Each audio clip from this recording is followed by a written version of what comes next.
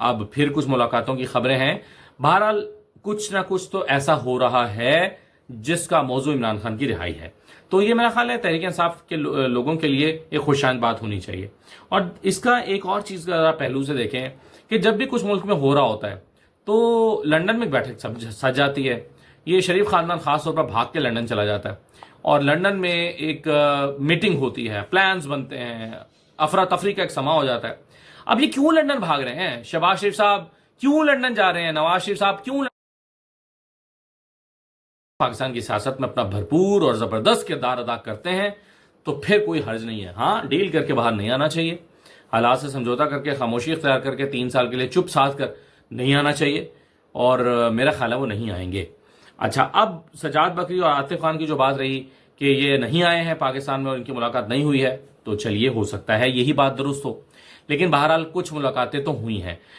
وہ تنویر صاحب کی ملاقات ہوئی ہو, وہ کسی اور کی ملاقات ہوئی ہو, ابھی ہوئی ہیں یا اکتوبر میں ہوئی ہیں یا کچھ پہلے ہوئی تھیں, بہرحال ملاقاتیں تو ہوئی بھی ہیں, پہلے بھی ہوئی ہیں. عمران خان نے پہلے صاف انکار کر دیا تھا اور کہا تھا کہ کوئی بات نہیں ہوگی اس طرح کی کہ جس میں ان سے معافی مانگنے کا مطالبہ کیا جائے. 9 مئی کے حوالے سے عمران خان نے ڈانٹ دیا تھا, اور اب پھر کچھ ملاقاتوں کی خبریں ہیں.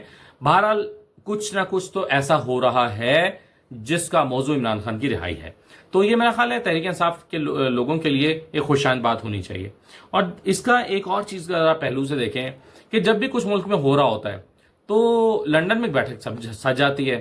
یہ شریف خاندان خاص طور پر بھاگ کے لنڈن چلا جاتا ہے اور لنڈن میں ایک میٹنگ ہوتی ہے, پلانز بنتے ہیں, افراتفری کا ایک سما ہو جاتا ہے.